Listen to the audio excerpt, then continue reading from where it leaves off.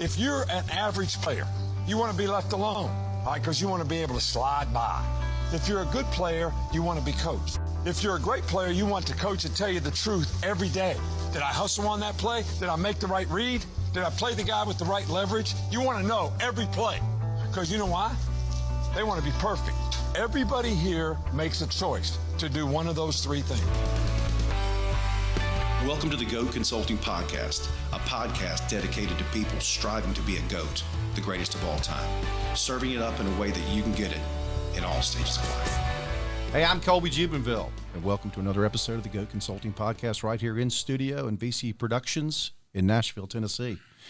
It's the Thanksgiving episode. I'm so excited about today. It doesn't feel like Thanksgiving, but it is right here today in studio. Always at the table, my good friend to the right, the CEO of the GOAT family of brands, the Empire. The new employees, we're up to 34, you said? 34. 34 employees. So it could be you. Where do they find out about being an employee? GoatTurf.com. Just call us. / careers. Reach out on Instagram. I mean, just social. anything. We're so glad you're with us today. Took the sprinter up and to the left, wearing a new T-shirt that he's going to be telling our global audience about here in just a second. It looks comfortable. You feel comfortable. Yeah. We call him the LinkedIn Whisperer. He is the calming force to our show. Some call him Captain Kintsugi. He's the only one on the show that people reach out and send shirts to him, so we hope that we get them too at some point. Send them on. John Byers. John, thank you so much for being here. Thank you. This show was brought, the energy brought for this show is by Dev Digital. Yes, it is. And we are thankful for them and the energy they bring to the world. Yes. And John, you felt compelled to say we need to do a Thanksgiving show. We haven't done one before. We're 2 years in. You said that. I don't believe that. Davey, can you check the vault, please, and see if we've done a Thanksgiving show? I'll check it. Please do that. I don't know. Davey, what are you grateful for? Besides us. Producer Davey, sometimes we call him Mikey. Besides you, I don't know. I can't think of anything. All right, we'll check in a bit. Yeah, that's America for you right there. His ability to take an international trip a few weeks ago. Yeah. So it's pretty great. A quick check-in on the shirt. This is from our friend Krista Summershoe, who is in Cincinnati, which we have had guests. Mel Gravely was from Cincinnati, Man, by he's the way. a rock star. I need to call him. Absolutely. You do. And Krista sent this shirt. She listened to the King James episode, loved it. How fun. I'm going to subscribe. And she says, this is a shirt from our church. Shirt from our church. It is easy for you to say. As she rates, this is the greatest church of all time, crossroads.net. And she says we do crazy things like taming a wild horse during a Sunday morning worship service. So wow. Check them out online. I feel like I went back to Yellowstone /church there for a minute. Why not? Taming horses. Why not? Krista, exciting. thank you for the shirt. And her last name is Summershoe. Summershoe. You nailed the fit, and it just feels like it's just a part of me. It's really nice. I would have never known. It wasn't something you designed. Yeah, Tyler and I would never know how it feels because Krista Summershoe didn't send us a shirt. And she didn't know what size to put us in. I just want you to know that there are two other people that do this show, and we'd like a Crossroads shirt too. Well, I think I've got to return the favor with one of our shirts to her now. Well, we got to find somebody that's willing to do that. Yes, we are thankful. This is the Thanksgiving episode. Yes. We wanted to tie that in a clever way, and Thanksgiving is extraordinary. That time of year is extraordinary. The things that happen around the Thanksgiving table are extraordinary. It's Vanessa's favorite holiday. Is it? I is. can see that. Yeah. I can see that. There's been some ups and downs and some highs and lows with family. Mm-hmm. There always is. There's usually some good adventures on Thanksgiving. And so we decided to focus on the idea of if we're going to have extraordinary moments at Thanksgiving, then what makes the people around us that we're thankful for extraordinary as well. And so we dug into an article from our good friend, Mr. Pfeiffer. Yes. From Entrepreneur Magazine. I still love that. Has that released? It's not yet. It's not yet. Oh, sorry. Soon. Davey, please remove that from the last 30 seconds of the show. By the time this posts, maybe it will. I maybe think it will. Have hit but it's an article from Entrepreneur Magazine. It's titled "Characteristics of Extraordinary People." I think that certainly is pretty straightforward about that. And you've got some thoughts around this that maybe help you contextualize the people that you were thankful for in your life, and this helps you do that. Well, yeah. Let me say something first about gratitude. And I've actually read, before you had the idea to talk about this article, read recently about gratitude and the science behind it. And this is really fascinating. So Always comes prepared. there is a science behind gratitude. It surges chemicals like dopamine, serotonin, and oxytocin, which also come from working out and having sex. And I thought, how much more efficient No wonder I love all those to things. just express gratitude and creates all those same things that produce closeness and Did feelings the article of say connection. anything about being grateful after having sex? Well, this was a scientific article, and I didn't make it that far, I guess. Okay. But there's your science of gratitude. So I thought, like, expressing gratitude, and I wrote a handful of my favorite quotes on gratitude that maybe I'll sprinkle in throughout the episode. But there is a chemical shift that occurs when we express gratitude, which leads me to one of my favorite quotes on gratitude, which is, there is no such thing as unexpressed gratitude. There is no such thing as unexpressed gratitude. Tell me more about that, to quote you. Tell me more. Well, I think it's very simple. It's profoundly simple. Maybe I'll put it that way. If we're not expressing the gratitude, this quote might say, maybe the gratitude doesn't exist. Gotcha. I still don't think that makes sense to me, but go further with that. Say it one more time, the quote. What's the quote? There is no such thing as unexpressed gratitude. So when I hear you say that, what I hear is that for people to know that you are grateful, you have to express it. I think that's it. Yeah. I am grateful that you make my sandwiches every single day, Mom. Well, why don't you say it, right? So that might be a conversation that We're happens. going back to the archives there. in some households. I think we should call this episode The Attitude of Gratitude. Yeah. That's part of my problem. I need to express it more. But Thank this you, John. article that you brought up is I think the actual reference from Pfeiffer is to a guy named Rob. I can't remember his first name, but he gives specific areas of extraordinary people. Yes. Brian Robb, yeah. Brian Robb. He gives specific areas of extraordinary people.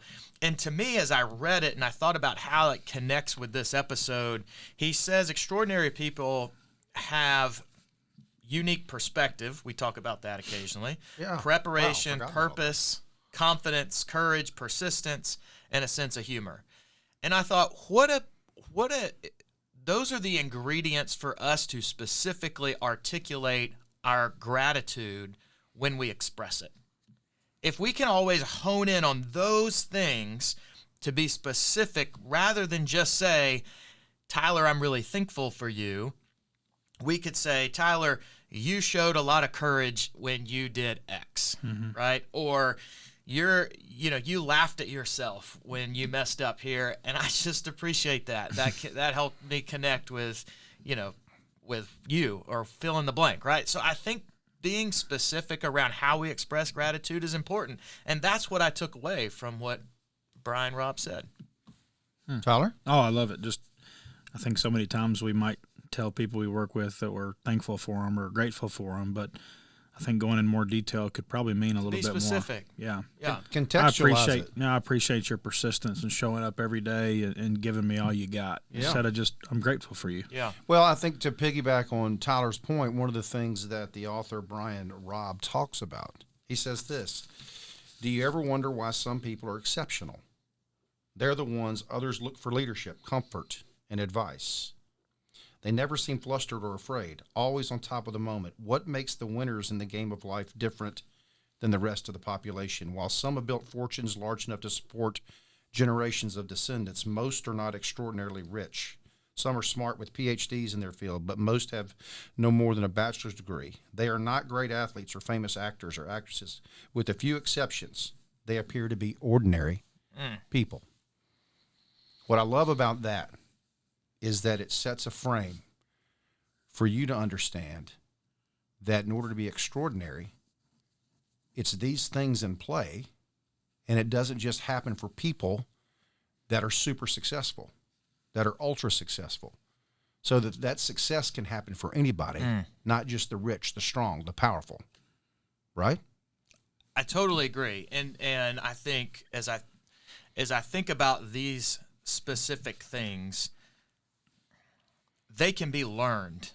There's nothing on here that can't be learned, right? And it takes intentionality to have a sense of humor, and yet some people have a greater sense of humor than others, right? Or it certainly takes intentionality to have preparation and confidence and courage. All these things are built, but the point of it is that they can be built, right? And I believe we've talked about habits, right, and versus goals in the past, and I think we build habits to help us have these things. And I went on to say, I put it this way: the value of any given thing is not in the grand accomplishment, completing a project, winning an award, crossing the finish line, 20 years of marriage. The value is in the millions of things, those little moments that we do to get us there, to have these things that Rob talks about. And I think you wrap all that up and we make up for a lot of our faults with gratitude. That's an unfair, unique advantage that we can easily lean into when we express it. Well, and what he talks about that I think is a real practical takeaway to build upon your thought there about being grateful, is the other word that I think is part of this equation is fulfilled. And they tie together. And so he outlines 7 key concepts related to what you should be and what you could be grateful about, and how to fulfill yourself and other people. And he talks about his perspective, purpose, confidence, courage, preparation, persistence, and a sense of humor. Yeah. And that ties directly back to what Tyler talked about in saying, I am grateful for you for your perspective. You see things as an accountant that other people don't see, and I'm grateful for that. Yeah. And so what this provides, I think, is a roadmap to your point, your original point, to be able to step in and have that connection with somebody where you say, I am grateful for this, and go deeper. And again, there is a proven science behind the expression of gratitude, that it does produce these other things, not only in the mind of the receiver, but in the mind of the giver too. The serotonin, the oxytocin, all these other things that promote closeness and connection. Expressions of gratitude bring that out in us. And to your point on fulfillment, one of my favorite quotes is, gratitude turns what we have into enough.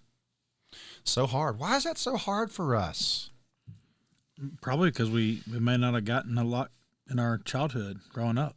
The scripting of our youth. You get into that. You're building a habit as a kid without knowing it, and you have to be super intentional to get to this point. I think, I would go 4 for 4 with, home run or 2 home runs, and you're still beating yourself up. Make a stupid base running mistake when I could have scored from second, but we won 13-0. It didn't matter. And after the game, my dad would say, why in the hell did you do that at second base? Yeah. And it's because he wanted the elite performance all the time. But at the same time, how would I have reacted if he said, you had a hell of a game tonight, and that was it?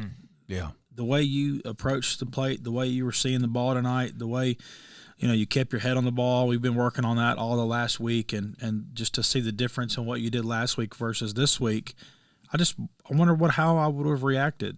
I am the way I am today, and the persistence and a lot of the things because of the reverse of what we just said. But I wonder if somebody would have been telling me my whole life, like when things were good, I wonder if I would be better at doing that now, because I have to be super intentional.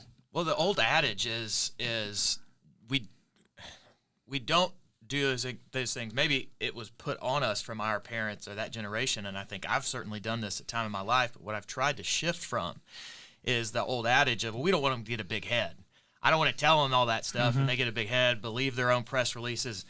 And what's being proven today is that approach has so many more disadvantages than actually building them up. I don't know if I agree with that. I don't know. I come from a generation 10 years before you, and the 2 words I would use in what I went through is cope and thrive. And I would be willing to bet that in 10 years with this generation after Tyler, that you are going to see people that don't know how to do either. And what this article says to me is these are the things that you need to be instilling in other people to learn how to cope. Coping is a critical skill set in how you make it through this thing called life. Thriving is a totally, completely different. To know and understand how to thrive is a skill. It's a learned skill. So I don't think the answer is just in propping them up. You got to teach them. I don't think you meant that. No, I don't. I agree. I don't think it is just propping folks up or our kids up or whomever. Well, how did you say it? I think there is data proving there is more disadvantages to being negative 100% of the time. Well, not necessarily being negative 100%, but the thought around I don't want to encourage or withholding encouragement, gratitude, so that someone doesn't get a big head. Versus the data is proving, the research says, as you like to say, that there's much more value. And did you notice I didn't do it this time? There's much more value. That's my Thanksgiving gift to him. Thank you. So kind. There's much more value in this other approach. Yeah. And certainly none of it is good to do 100% That's of what the I was time, saying. That's what probably. I was going to say. I mean, it's kind of like having one without the other. It's impossible, right? If you're just always positive or always negative, eventually you're just going to be like, is this real? And what am I getting from you? Is it real? It's never going to feel real. They've got to taste it. I'm trying to think of the best way to explain it. Well, this idea of fulfillment, though, right? Like people that fill our cups, they're not filling our cups. We don't feel like we've been filled from a cup perspective, however we want to spin that, when people are not expressing things that we do well, good, coaching along the way. Yes. Do you fill your cup up or do other people fill your cup up? I think you got to bring the cup to the table. Ooh. Just like that comment. And is that a coffee cup or is that a cup of water? It could be a jug. It could be. Do you I from think where it's- you sit? I mean, I think it's both, right? I mean, you think about love languages, right? I mean, we've talked about, that in the past. I mean, everybody gets filled in unique ways. Yeah. You can't be happy from just other people. You have to understand what makes you happy. Let me speak to what you just said, because one of my other favorite quotes is, "It's not happy people that are grateful; it's grateful people that are happy." And I read a study just a few weeks ago around the Kingdom of Bhutan. Yes, I remember So this. it is between India, Booty or Bhutan? whatever we'll call it either. Bhutan International Airport. Ticket By for the two. way, if you're Googling that right now, it's in between India and China. I spent a beautiful summer there. Yes, Summer very nice internship. place. Selling books door to Like door. apricots. They don't measure gross domestic product. They measure gross national happiness. Shut up. And here's what they ask their people. This is good. They say, if you are in trouble, who would you call and know with 100% certainty that that person would be there for you? Who comes to mind? But here's the kicker. The second question is what they measure their gross national happiness on. Whose list are you on? That, to me, is what they describe as a greater likelihood of happiness. How many people think they can count on you? Yes, it's number one. Who would be on your list? Do you have people? And more importantly, a greater indicator of your level of happiness is whose list are you on that you can answer. I like it. So I think it's fascinating because of how interconnected our happiness is, our interdependence on one another, which we've talked about some of that before. And I think it all goes back to the gratitude, how we express it, how it connects us. I'm going to go ahead to a goat right now. Oh, I got to go too. Because what you're just bringing sharing that back. makes me think of somebody. I've started to develop a relationship with Mike Hollingshead with Smyrna Ready Mix lately. and he's been the president. His son is the CEO. His son took over as CEO of this company with 7,000 employees in 17 states at 24 years old, I believe, 23 years old. Yeah. Yep. But I've been out to eat with him 3 times for lunch. We've never paid for food. Maybe one of the wealthiest guys in Middle Tennessee. Definitely a 99.9% chance the most wealthy person in the restaurant. And we've never paid for lunch. And the reason being is because those other people, he's taking care of them in some kind of way, shape, or form. Yeah. And they've been so grateful that the first time they had an opportunity to not pay him back, but just say thank you. That's really cool. Would love to done get that. him on the show. Unbelievable, man. Can you make that happen? I can make that happen. That's really cool. In 1999, he can tell the story, but he's an alcoholic. Yeah. And in 2000, he was doing concrete jobs, and he couldn't get concrete on a Saturday. So he decided to open up a concrete plant in his backyard 22 years ago. So it's just powerful hearing the story, but what's even more powerful than that is how much he gives back to the community and organizations and people and helps them. And He's known as a philanthropist. how can you go to lunch 3 times with somebody and it's paid for by somebody else? Now, the question I'm asking is, where's my invite? So he's my goat. You know, I mean, He's my Colby's goat for always today. wanting to get a shirt. well, I mean, I don't get anything. I don't get on the videos, marquee. So we shared a box together at the MTSU games. We shared right. a box together, and it's been cool building a relationship. And you know, there's a lot of people that have different perspectives, and Yeah. and it's cool to see somebody who's come from where he's come to I love what that. he does Let's now. get him on the show. And he doesn't act like anything other than Mike. Like Goats usually don't. and that's